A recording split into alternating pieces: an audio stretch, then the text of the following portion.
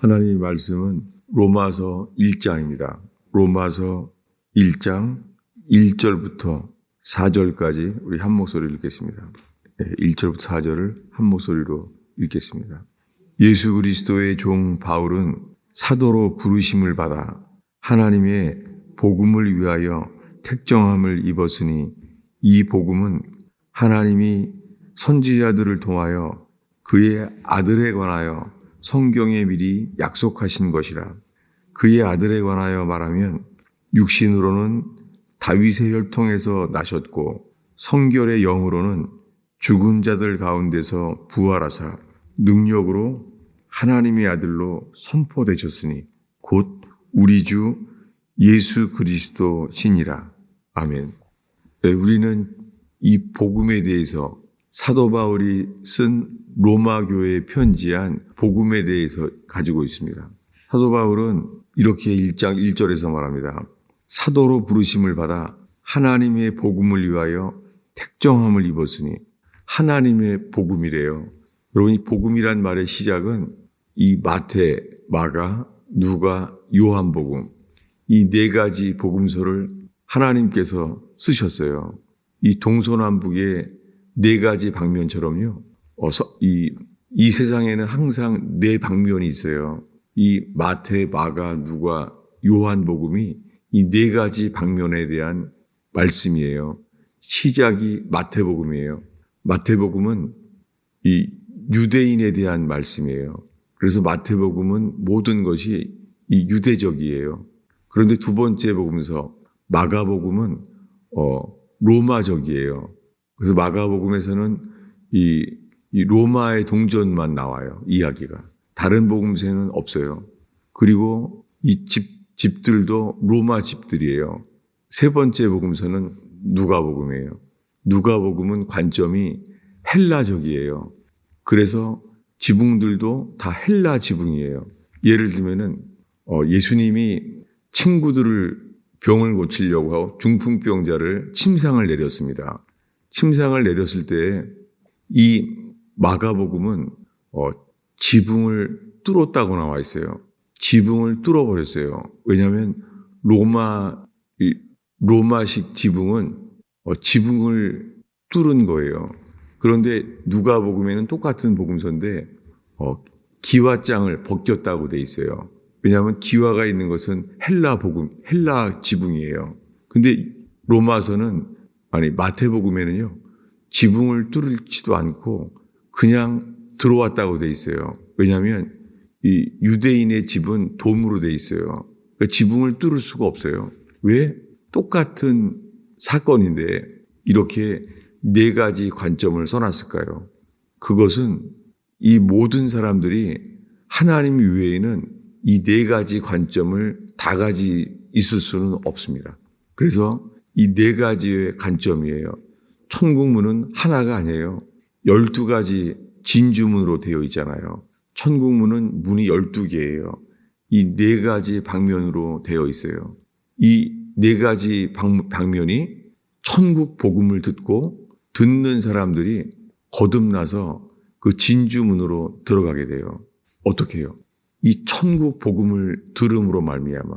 그래서 마태복음의 4장에 가면은 천국 복음이 온 땅에 전파됐다는 거예요. 천국 복음. 복음은 천국 복음이에요. 뭐냐면 주님이 처음 외치기를 때가 찼고 하나님 나라가 가까웠으니 천국이 가까웠다는 거예요. 얼마나 놀랐겠어요. 그 당시에 로마 제국의 식민지였잖아요. 그런데 다윗이 받은 계시, 천국 복음이 드디어 이루어졌다는 거예요. 그래서 그들은 하나님의 나라가 곧 가까이 온 줄로 알았습니다. 천국 복음. 여러분, 우리 속에 천국 복음은 우리를 천국으로 이끄는 것이 먼저가 아니에요. 뭐냐면 우리 속에 천국이 이루어진다는 거예요. 그래서 예수님이 말합니다.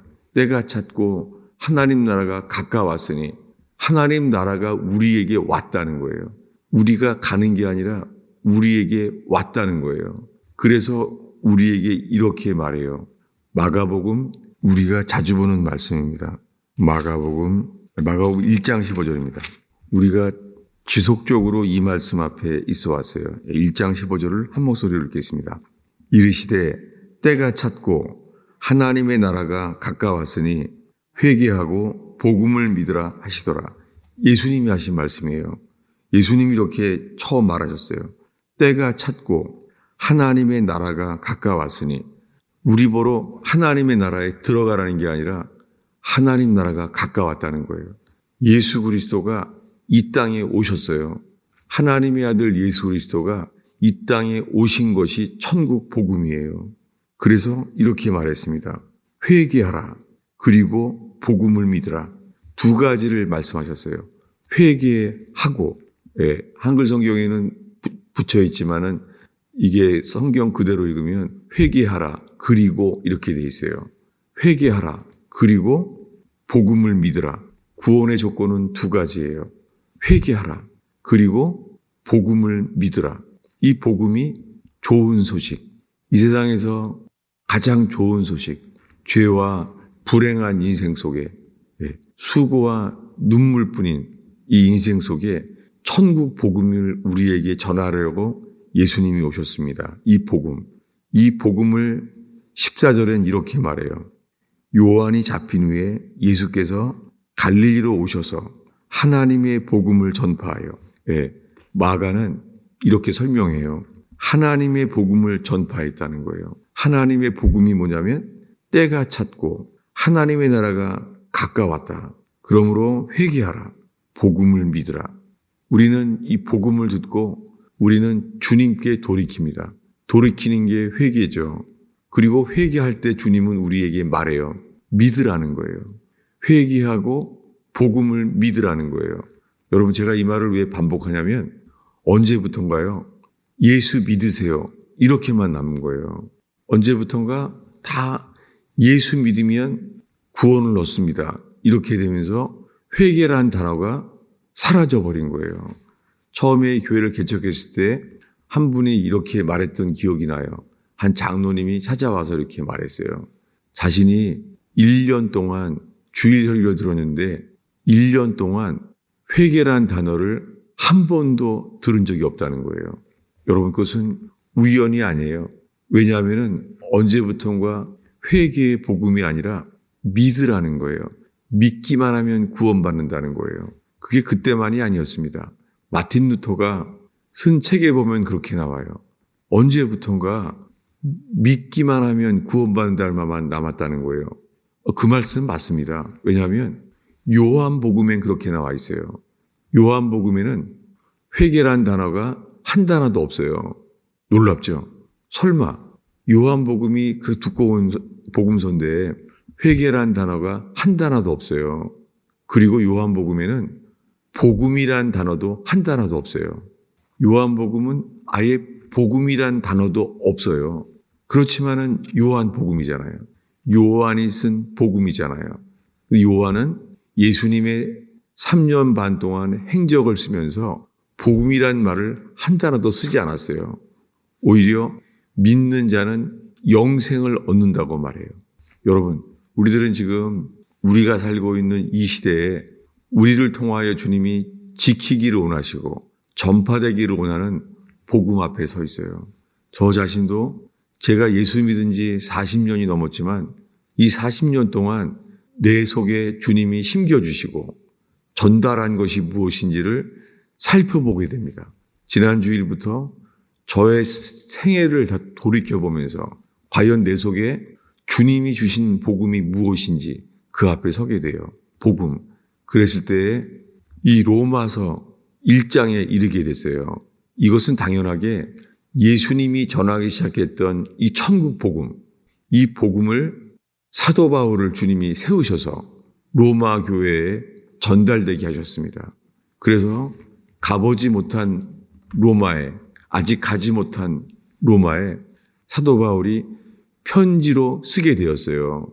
사도 바울은 이 로마서를 고린도에서 썼다고 저희가 나눴습니다. 그것은 킹제임스 버전에만 나와 있어요. 이 로마서를 쓴 곳은 고린도예요. 그래서 로마서 다음에 나오는 게 고린도서가 쓰게 된 것이죠. 근데 사도 바울은 로마에 가고 싶은 거예요. 여러 번 가려고 했어요. 그래서 주님께서 로마에 가고자 하는데 가지 못하게 했어요.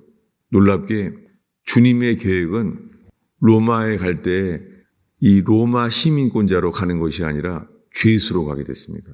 죄수로 압송돼요. 로마에.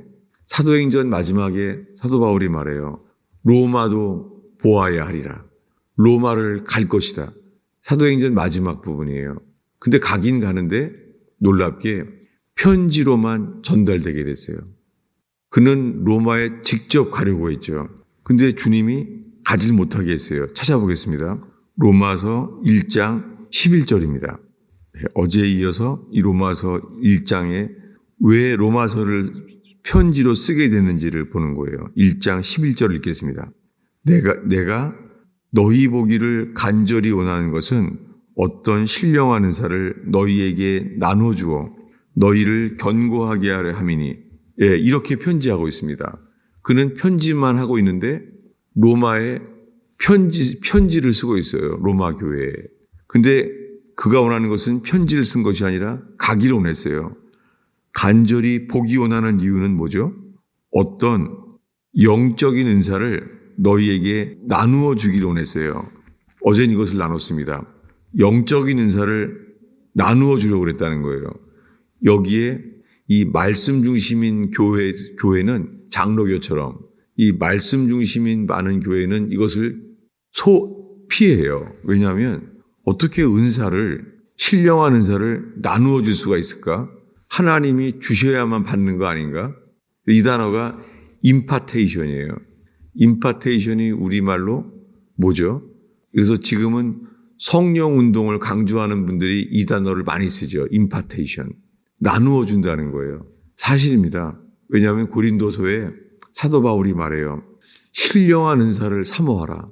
그리고 예언하려고 하라. 아니, 이거를 장로교에서는 안 받죠. 무슨 예언을 하려고 해요? 내가 하려고 한다고 되는 건가요? 근데 바울이 말해요. 나는 너희들이 방언 말하기를 원하노라 라고 말해요. 우리가 원해야 된다는 거예요. 근데 장로교에서는 말해요. 그걸 주님이 주의 뜻으로 주셔야지만 받는 것이지 그게 우리가 원한다고 되나? 여러분, 주님이 우리 속에 사모하는 마음을 주시고 그것을 받게 하세요. 이게 나누어 준다는 거예요. 임파트. 근데 신령한 은사를 나누어 주려고 하는데 길이 없는 거예요. 어떻게 되냐면 13절입니다. 읽겠습니다. 형제들아, 내가 여러 번 너희에게 가고자 한 것을 너희가 모르기를 원치 아니하노니 이는 너희 중에서도 다른 이방인 중에서와 같이 열매를 맺게 하려 함이로되 지금까지 길이 막혔도다. 로마서를 쓸 때까지 고린도까지 갔는데 사도 바울은 로마에 가지 못해요. 로마에는 죄수가 되어서 압송되어서 가요. 예루살렘에서부터 로마까지 압송돼서 가게 하셨어요. 놀랍게 그가 로마에 가서 로마 감옥에 갇힌 거예요. 놀랍게 거기에서요. 로마서가 주님은 편지로 전달되기를 원하셨어요. 편지로. 그래서 로마서부터 데살로니가 교회까지가 교회에 보낸 편지예요. 여러분, 주의 말씀이 우리 속에 이렇게 전달되어지고 믿어지는 역사가 일어나기를 축원합니다. 이 복음은 예수 그리스도 그분 자신이에요. 4절에 성결의 영으로는 죽은 자들 가운데서 부활하셔서 그 능력으로 하나님의 아들로 선포되셨으니 곧 우리 주 예수 그리스도시라. 하나님의 아들이 부활의 능력으로 선포되었습니다. 부활하셔서. 여러분, 우리 속에 로마 교회에 전달된 부활의 능력이 선포되어지고 이것이 우리 속에 이 부활의 능력으로 이 복음이 이루어지는 저와 여러분 되기를 축원합니다. 기도하겠습니다. 하나님 아버지, 이 새벽 기도를 지키는 주의 백성을 주의 손에 올려드립니다. 오 주님, 우리 속에 이 복음이 부활의 능력으로 저희 속에 심겨지게 하옵소서. 주님 사망 권세를 이기시고 불행과 저주를 그치시고 십자가로 완성하시며 주님 저희들에게 이 불행과 슬픔 속에서 주님 부활의 길을 여시사 오 주님 썩지 아니할 기업을 누리게 하옵소서. 예수님의 이름으로 기도하였습니다.